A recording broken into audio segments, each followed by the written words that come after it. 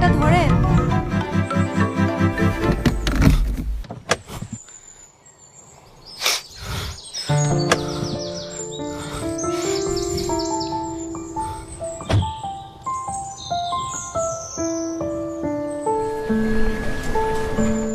কি হলো, থামলেন কেন? আমার ক্ষুধা লাগছে, খাইতে যাব। আপনি খাবেন? না। কেন, ক্ষুধা লাগে নাই? সারাদিন তো কিছুই খান নাই। না, খেতে ইচ্ছে করছে না। ঠিক আছে, খাইলে আসেন, না খাইলে নাই।